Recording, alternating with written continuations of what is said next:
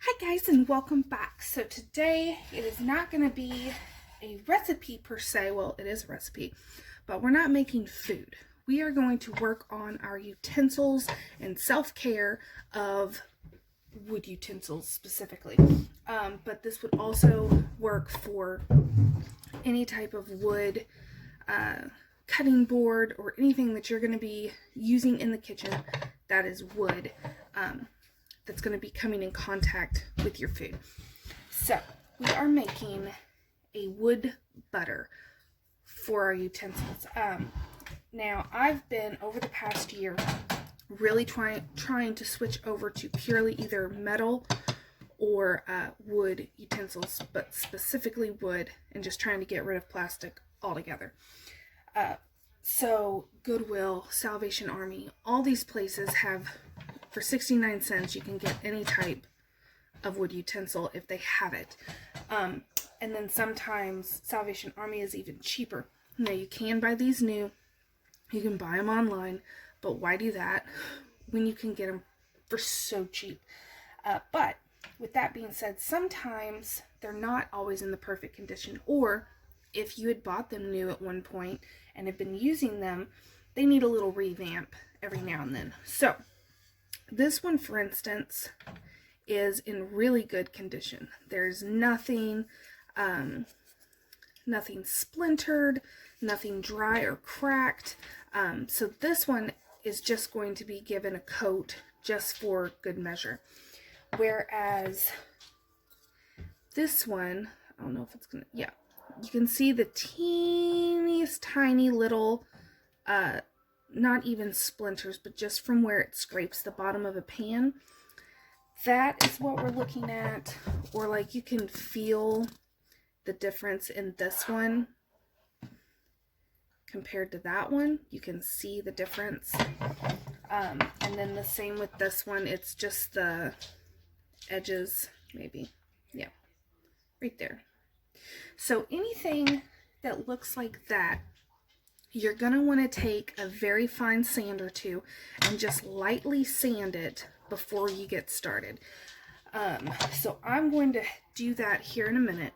But if it looks like this and you don't feel anything, then you're not going to need to sand it.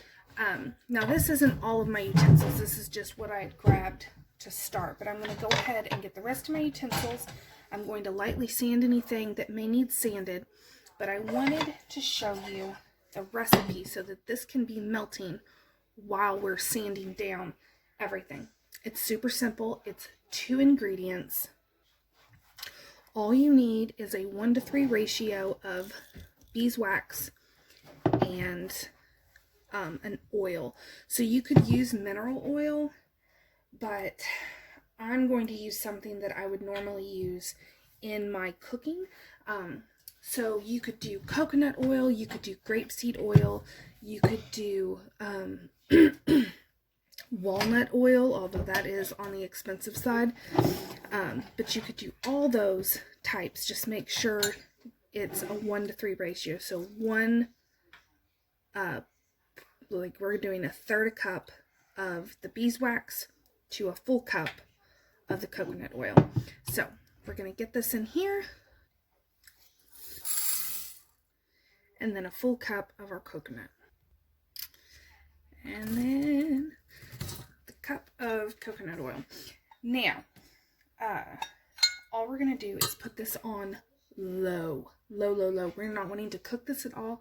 We just want to melt the granules. Now, you could use a double broiler for this. That'll work really well.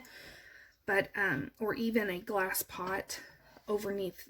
Put some water down in a pan and then put a glass bowl over top to where they're not touching, the water isn't touching the bowl, and use that as a double broiler. But I'm just going to put this on super low and just baby it and stir it. You don't really need to do that if it's a double broiler, but that's what we're going to do today, just because I don't want to dirty up multiple pots.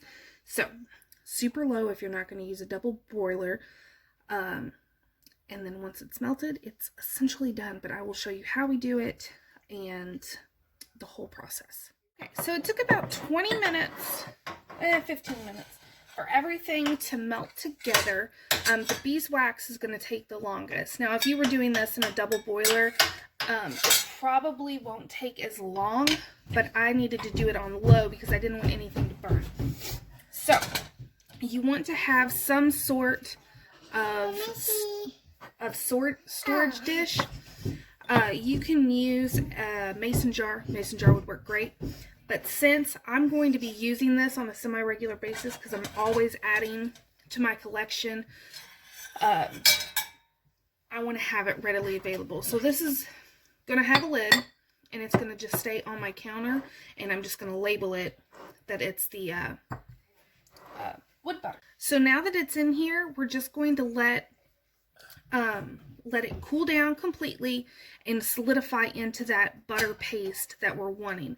So while it's doing that, or while it was melting, remember to go ahead and sand your stuff down. Make sure there's no rough edges, no splintering, anything like that we want to repair before putting our sealant on. What this is going to do is really protect and extend the life of all of your wood utensils and cutting boards. So I hope you stick around and I will show you exactly how to do it. So I've already been digging into this, but once everything solidifies and you've sanded what needs to be sanded, it's time to go ahead and coat your wood. So you can use a paper towel if you want to do that, but I find, and also if your house is really cold, you may have to warm up your butter a little bit. But you want a nice even layer.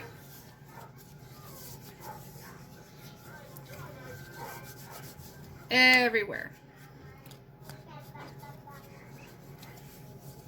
You don't want anything clumped, but you also want to make sure that everything gets a nice coat so you can see it's nice and shiny.